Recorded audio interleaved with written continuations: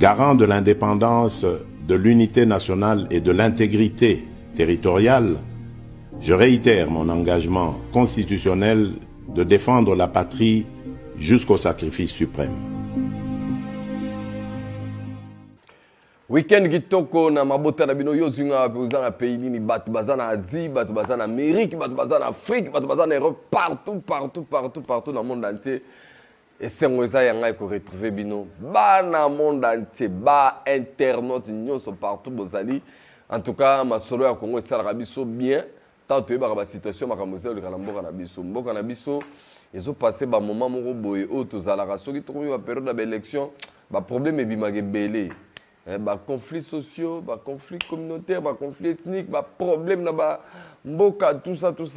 Les ennemis moko boye o alingaka ba congolais tous ala toujours divisé et ça la raye bien et profitera na e.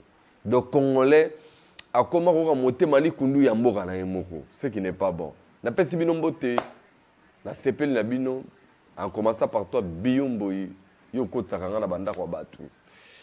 Na Robo Sanate, le grand professeur Jean-Marie Matutsi depuis Brooklyn.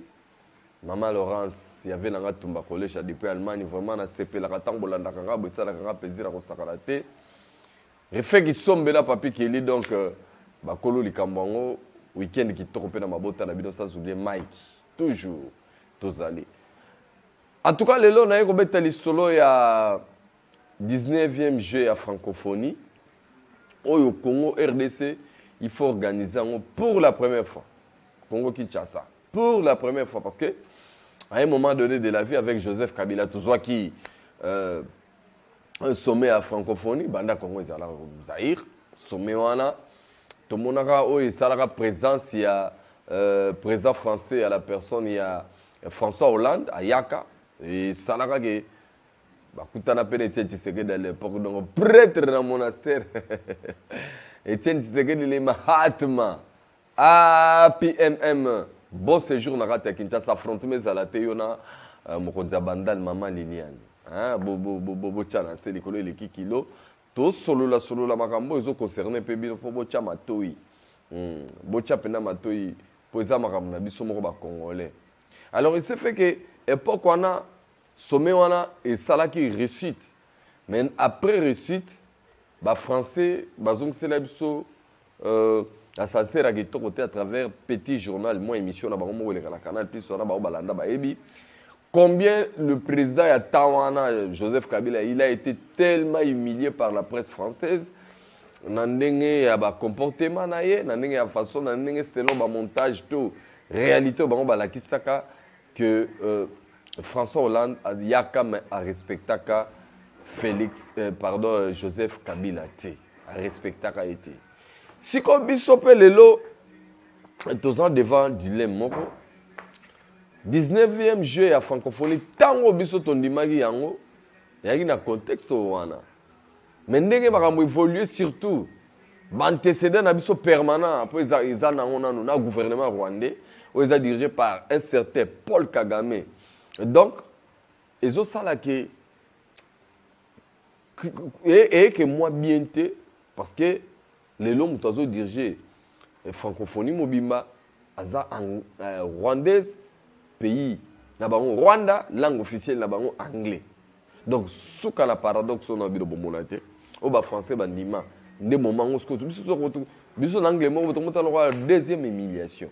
Mais je loko les âgés à ba pays nyonso ezaka na francophonie et que biso ba congolais tout ça le premier pays francophone après les français parce que peu importe partout biso ne tout s'approprie pendant que tout ça même pas colonie na bango biso ne tout organisé à partir de juillet août. Maintenant Oyo tout ça na 3 sites éponami ezali stade des martyrs, stade de Tata Raphaël ex-Veme, tout ça na université na biso campus Nikine. Oyo bisika wana nyonso chef de l'État Félix Antoine Tshisekedi Tshilombo Fachi Beto a mis les moyens conséquents pour la réussite ya makambo ya ngona bokotala ba stade wana configuration boyebaka ngo avec ces gens là qui étaient là ezala martyr ils ont subir la réhabilitation mystique. Ils ont subir le support qui existait, ils ont dit ils ont modernisme à outrance bientôt. Les colons ont un stade de 20 mai. Bien sûr, ils ont un stade de 20 mai. Stade de 20 mai, c'est un stade mythique parce qu'il s'est passé beaucoup de choses dans le stade de 20 mai. Final, il y a un match à Sakanati. Toujours dans le stade de 20 mai, on a une place le 4 janvier. Toujours stade de 20 mai. Stade de 20 mai en 1974. Combat du siècle, Bundami en avec Alina Foreman. Star Yaminene et monde, c'est-à-dire qu'une partie du monde, surtout en grande partie des États-Unis, ils ont logé dans la Kinshasa. Et à aventure, tout scénario, c'est le cas qui va puis le stade du 20 mai, excuse. Mais le stade du 20 mai, ils ont subi des modifications, des réhabilitation, des réfectionnement,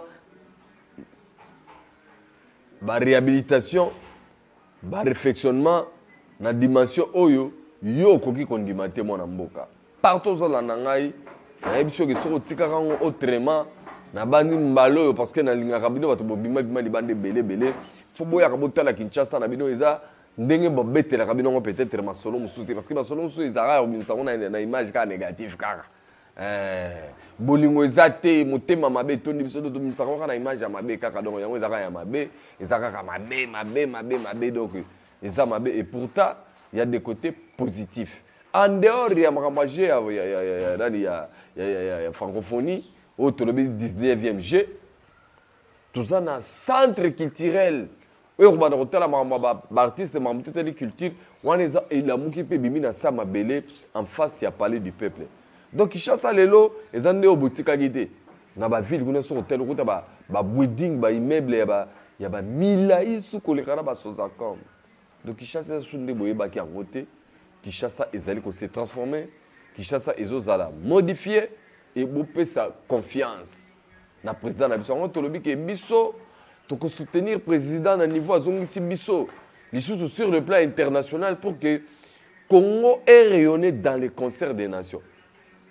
Et c'est Pelisayo te biso ya biso souci ezali lokumu ya Congo partout dans le monde parce que Congo ici babo sana ki yango Congo c'est côté qui na kati ba oubliette mais tozotala bato moko boye otobengaka ba mauvais kisisi bandoki ya Congo bokuta ba okokuta bango wapi bandoki o balokaka Congo okokuta bango na ba groupe babengi M23 okokuta na groupe babengi bango ba Codeco okokuta bango na ba groupe armé onyo so ba simbi minduki pona ko boma ba congolais ça sont les sorciers du Congo bandoki ya Congo okokuta bango lisusu wapi okokuta bango na ba parti politique ya pata kunya ba malette bazanga batu bakchambongo na bango yango ne marambo basombaka ba conscience ya ba congolais et pourtant tant ba na ba faire ba edaka ba congolais wana te tant ba renyaki ba dirigeaki mboka ba edaki ba congolais wana te ba ye ko sutukaka lelo nde ba yo mona misère ya peuple ba yo mona ke vie comme cher na Congo kaka na temps ya lelo oh dis c'est quoi ça oh là c'est que bino momona ka ba peuple congolais roi ba zoba na bino. Alors, bon, on a bien le roi Bozan en Webele. Dieu va vous confondre parce que vous faites tout pour que l'action soit la réalisation soit ce que des hommes ça là. Vous diabolisez quand on matin midi soir. Mais vous voyez que vous tambola likolo ya maki. Parce que le peuple a dicté, le peuple a conscient, le peuple a yebi. D'ailleurs, ce peuple survive chaque jour. On voit que ce peuple le discours parce que le peuple est déjà chef de l'État, président Nabiso, fait président Nabiso, Tshisekedi, à ça, il peuple que bon se prendre en charge, n'ayez pas peur. Population Nabiso a très bien outillé. Ayebi ko affronter tous les macambos. À ça, il face la Covid, il y a une facilité. Bien, il y a une crise Covid et même qui. Oyi batu ba travers ba boulot quotidien na ba bar na ba terrasse mikolo na tout ba tout donc ba activité belé la ka ils ont temps mais ils ont pu résister. Qu'est-ce que vous croyez? Le discours de les a démodé. Donc, ils ont déjà obsolète le temps là. Vous avez vraiment un raisonnement erroné. Donc, vous confondez le contexte et le temps. vous confondez le régime. Donc, tout ça, c'est un régime totalitaire, tout ça, c'est un régime dictatorial, tout ça, c'est un régime rebelle. Alors, le col a besoin de confusion. Bolingi bo sangana na bato bazo combattre.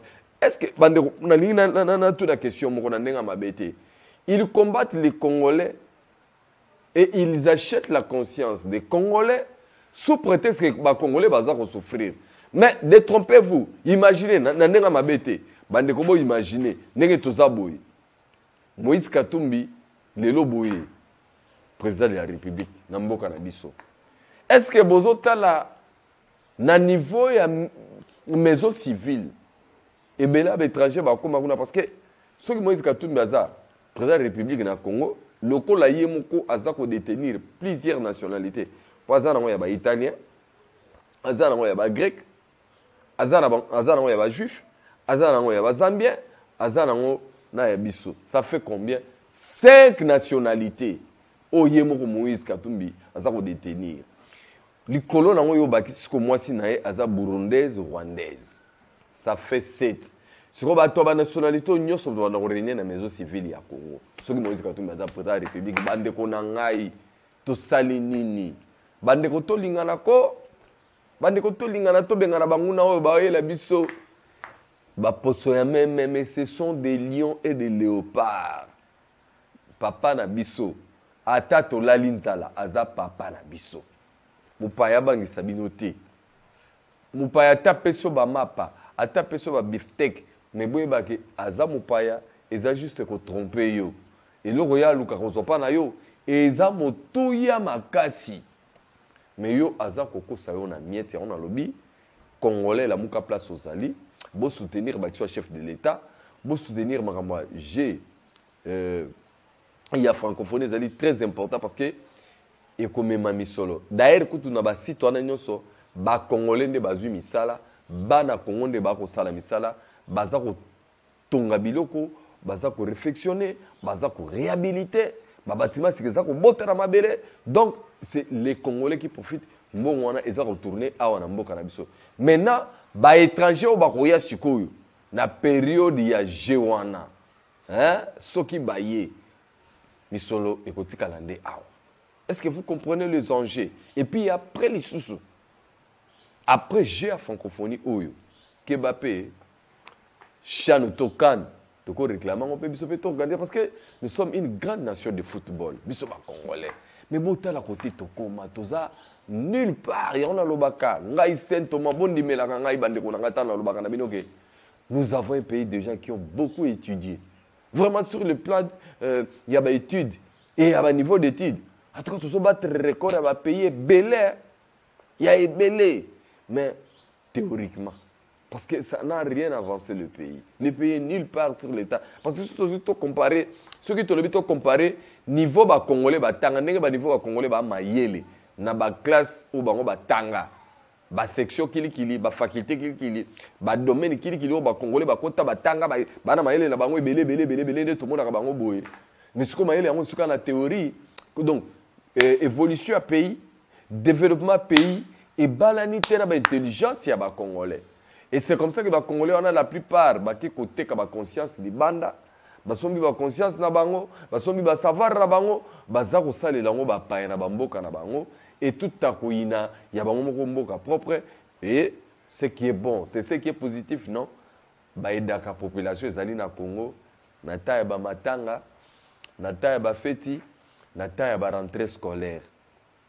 Et puis na moi ba divers sur côté on a net longo na kabande ko na diaspora parce que ce côté ali na Congo wa 80% mitu que ça la transport eza bino bana mboka bazaka libanda au bosunga déjà sur le plan économique sur le plan social coup de chapeau na bino ba diaspora bana maele bana malamu au bazako sala ba pratique naza ko encourager ba diaspora ba pratiquant mais ba sorcier monsieur ya Congo ezali ba résistant soit disant wana ba vrai sorcier parce que la plupart de la bombe ba nyosolo misu ba biata eloko ba yela misu ba biata eloko ya mundele misu donc baba oyo ki bango na ba réflexion na bango na mitu na bango sentir benage non si ce n'est pas la haine ya ndege tete ya penda vide il ne sait même pas ce qu'il dit et même pas eloko wa luka.